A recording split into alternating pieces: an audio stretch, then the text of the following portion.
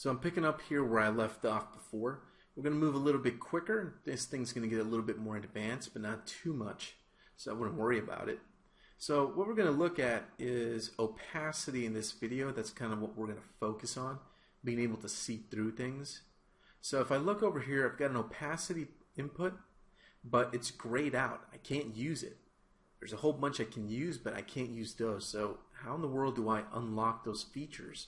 Well, if you come over here to the details panel and just make sure that you don't have anything selected, or you select the material node, that way you can get the correct material node details over here so that you can go ahead and edit them. So let's go over here and you'll see that we have some material parameters here. I'm going to go to the blend mode. I'm going to change the default opaque mode to a translucent mode. And we have a few options here, but I'm going to pick translucent because that's going to allow us to do objects that you can see through. Okay, they can have transparency. Now when I switch it, you notice that the opacity input is now finally available for us to use. So if I come over here and look at this object, it's going to look like this. It almost looks a little bit self-illuminating, but we can't see through it. There's no transparency yet because we haven't defined the opacity yet on the material. So the way that we can do that is either through like constant vectors, like a one vector, something like that. We can also use textures. And I have some nodes here that I set up earlier just to go a little bit faster. And whoops, looks like I grabbed onto the wrong nodes here, or one wrong node, or a couple. So I'll just untangle that mess real quick. Okay, so here I have my opacity stuff. And it's pretty straightforward. All it is a texture that's going to be multiplied by a one vector, and that's going to feed into the opacity input of the material, which is pretty straightforward. So I'm going to get rid of that comment box. It was just kind of getting in the way in this tutorial. So I've got a texture coordinate node plugged into my texture. My texture is plugged into a multiply node, and that's being multiplied by one vector, which is set at 0.25. So the way transparency works is like this. Let me just show you here. I'm going to plug this texture into the opacity slot. You're going to see in the preview window what happened, but let's jump into the viewport here. Oh, and whoa, what in the world happened here?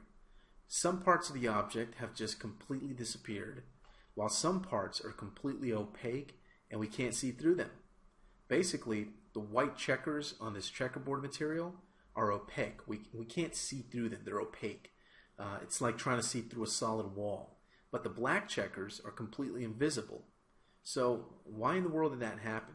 Well, if I look at the texture being used here, it's black and white. And the way that transparency works in Unreal, as well as most other game engines, is anything that's white is not going to be see-through. Anything that's black can be seen through by the player camera. Okay, so black is invisible, white is visible. White is opaque, black is translucent. Okay, any shades of gray in between black and white are going to make different shades of transparency. All right, and I could show you that next with a very simple and basic example. I'm going to create a multiply node and plug in my texture to that, and then I'm going to go ahead and plug in a constant one vector, which is just a number, into the multiply, and I'm going to plug the multiply into the opacity. So basically we're going to multiply this checkerboard texture by number. Right now it's set to 0, and if I jump back into the viewport, well, looks like our sphere disappeared. What happened? Did it get deleted? No, it's still there. What's happening is I'm multiplying all of the colors in the texture by 0. And if you remember math from when you were in school, anything multiplied by 0 is 0. In the world of colors, 0 is black, 1 is white. So if the entire value of our texture is being turned into 0, that's why we get nothing. We're completely invisible. So if I set it back, we'll get the white checkers that we can't see through, and then the black checkers we can see through, as you can see in my example. So if I set that to 1, anything multiplied by 1 is going to be itself.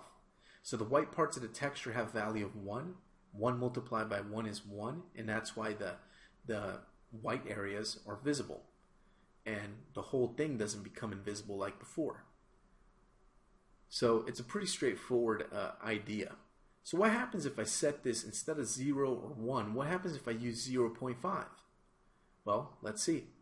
If we jump back into Unreal, we'll be able to see that the black checkers are still invisible, but now the white checkers, guess what? We can still see through them. Or now we can see through them. Before we couldn't see through them, now they're sort of semi-transparent, almost like looking through a tinted window.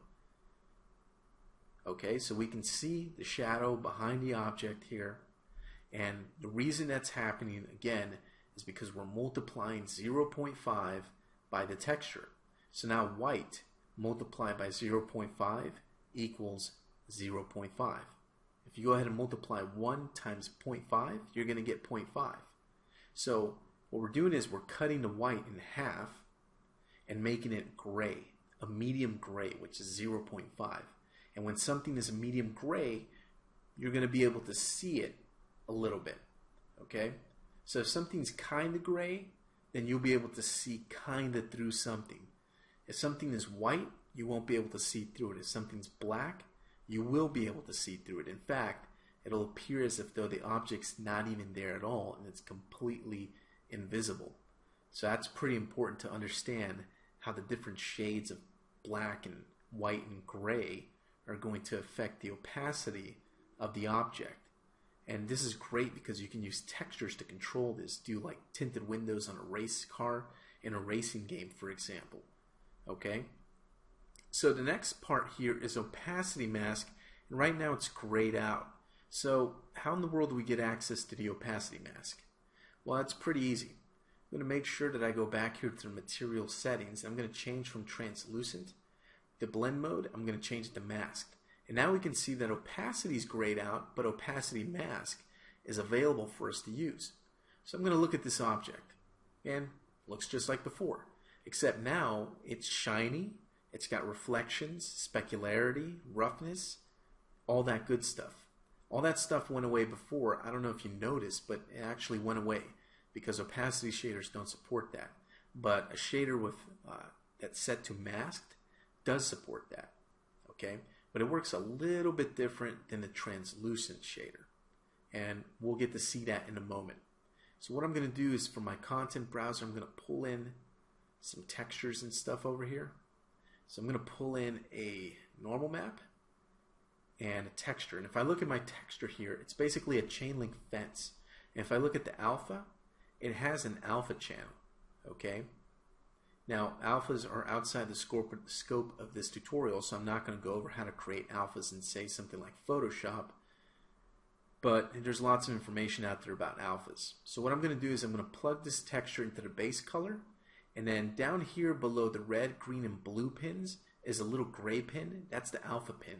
I'm going to take the alpha pin and plug it into the opacity mask parameter. And what that's going to give me, if I switch over to a little polyplane preview, I'm going to have basically a fence, a chain link fence. I'm going to take the normal map and I'm going to plug that into the normal of the object. And that's going to make the fence look a little bit more realistic and make it pop out. But let me take this texture coordinate node, which is already set to a U and a V tiling of 4. I'm going to plug that into both of those, the diffuse texture and the normal map. So now this starts to look more like a fence. If I come back over here, you can see what I have. Basically, the actual chain itself, the metal parts of the chain link fence, are opaque and they're completely visible. But the sections in between, the gaps in between the chain link fence are invisible, and that's thanks to that alpha map, which is doing that for me. Now I'm going to turn this into a two-sided material by checking on a two-sided flag, make the changes, and come back in here. This will allow us to render out the back side. And now we can see the front and the back being rendered at the same time. Again, that's a little bit more expensive to render, but it's okay. It's not going to make the game crash or anything like that. But it is off by default. So by turning it on, I get this sort of object. It starts to kind of look like a fishnet, actually. So in video games, if you were to make a fence like this, you don't model out every single little piece of metal wire mesh that would be extremely expensive to create and render and all that stuff. What you would create is a polyplane and then apply texture like this with an opacity mask. So using a shader with opacity mask is extremely good for doing stuff like this. It's great for like nets, fences, gates, anything basically that needs to have some kind of gaps in between geometry, but that would be way too expensive to model out or sculpt in a 3D package. Alright, so that takes care of opacity mask. I'm going to go ahead and reapply my normal map as well as my texture to the base color and all that good stuff, and try to get my material back to how it was before. Okay, cool. So I'm going to end this video here. There's still a lot more to cover in inputs for materials in Unreal 4. I'll see you in the next video where we'll continue talking about materials.